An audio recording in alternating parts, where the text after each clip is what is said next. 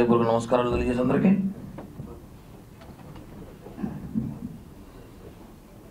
తిరుమల తిరుపతి ఇక్కడున్న శ్రీవారి భక్తులు స్థానికులు మనమందరం కూడా ఎన్నో సంవత్సరాలుగా వెంకటేశ్వర స్వామి దర్శన భాగ్యం గతంలో ఎలా ఉండేది అందరికీ తెలుసు. ఒక 10-15 ఏళ్ల క్రితం ఎలా ఉండేది అందరికీ తెలుసు.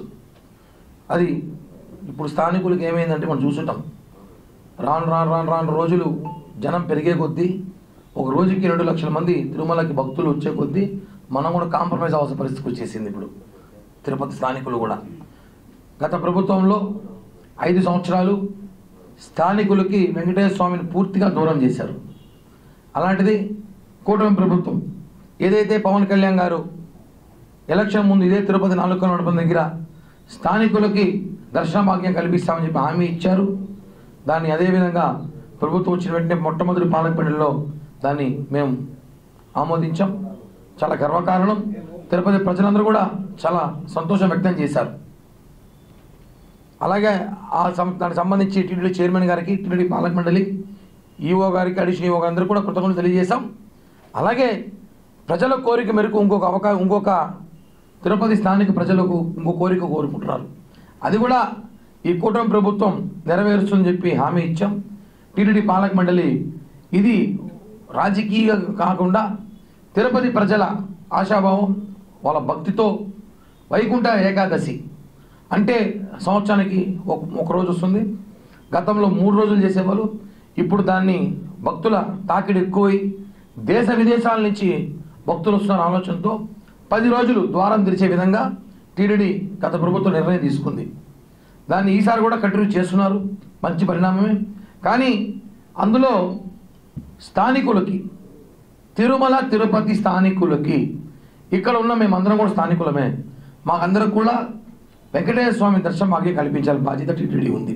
కాబట్టి గత ప్రభుత్వంలో కూడా రోజుకి 10,000 రూపాయల టికెట్లు అందజేశారు.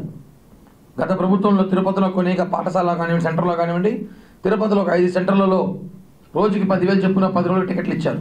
ఇప్పుడు మేమేమడుగుతున్నామంటే ఆ 10,000 టికెట్లు తిరుపతి స్థానికులుగా కాకుండా గతంలో చాలా మిస్యూజ్ చేశారు. తమిళనాడు నుంచి తీసుకొచ్చారు. వైసీపీ కార్పొరేటర్ దొంగలు పిలుచుకొచ్చి వాళ్ళ బంధువులకి తమిళనాడు వాళ్ళు, గుజరాత్ వాళ్ళు, కర్ణాటక వాళ్ళు అటు చుట్టుపక్కల భక్తులు రాని, కానీ తిరుపతి స్థానికులుగానే పెట్టిన దాన్ని వాళ్ళు మిస్యూజ్ చేశారు. గత ప్రభుత్వంలో తిరుపతి స్థానికులకి ఆ దర్శన భాగ్యం కలగకుండా చేశారు. చాలా తక్కువ మందికి 10,000 పెడితే 1000 మందికి మించి దర్శన భాగ్యం దొరకకుండా మీద 9,000 టికెట్ బ్లాక్లో అమ్మడానికి ప్రయత్నించి వాళ్ళ చుట్టుపక్కల వాళ్ళకి ఇప్పించుకున్నారు. ఈసారి అలా జరగకుండా తిరుమల తిరుపతి దేవస్థానం చైర్మన్ బిఆర్ నాయుడు గారు, ఈఓ శ్యామలరావు గారు, అడిషనల్ ఈఓ వెంకయ్య చౌదరి గారికి రిక్వెస్ట్ చేయమంటే ఈసారి అలా మిస్యూజ్ జరగకుండా కౌంటర్లు ఎక్కువగా పెట్టి తిరుపతి స్థానికులు 50 డివిజన్లు ఉన్నాయి. 50 డివిజన్లకు గాను ఒక 15 కౌంటర్లు 20 కౌంటర్లు పెట్టి టీటీడీ సిబ్బందిని పెట్టి తిరుపతి స్థానికులకు మాత్రమే ఆ వైకుంఠ ఏకాదశి 10 రోజులు దర్శన భాగ్యం కల్పిస్తే చాలా సంతోషంగా ఉంటుంది. ఇది ప్రజల కోరిక. చాలామంది ఈ కోరుకుంటారు, మాకు అవకాశం కల్పించండి. గత ప్రభుత్వంలో ఎప్పుడు మేము వైకుంఠ ఏకాదశి ద్వారం చూడలేదు. మా స్థానికుల పేరుతో దందా చేసుకుంది వైసీపీ. స్థానికుల పేరుతో గత ప్రభుత్వం టికెట్లు అమ్ముకున్నారు, దందా చేసింది. వైకుంఠ ఏకాదశి టికెట్ కూడా అమ్ముకున్నారు. ఈసారి అలా జరగకుండా దీనికి పూర్తి బాధ్యత టీటీడీ తీసుకోవాల్సి కోరింది. కాబట్టి ఈరోజు జనసేన పార్టీ తరఫున ఇక్కడ మా పార్టీ ప్రాతినిధ్యం వహిస్తుంది. కాబట్టి ఇక్కడ జనసేన ఎమ్మెల్యే ఉన్నారు. కాబట్టి మేము తిరుపతి ప్రజలకు హామీ ఇస్తున్నాం, మాటిస్తున్నాం. చైర్మన్ గారితో మాట్లాడి 2 రోజుల్లో ఈఓ గారితో మాట్లాడి దీని మీద స్థానికులకి ఈసారి వైకుంఠ ఏకాదశి ద్వాదశి దర్శనాలు కల్పించాలి.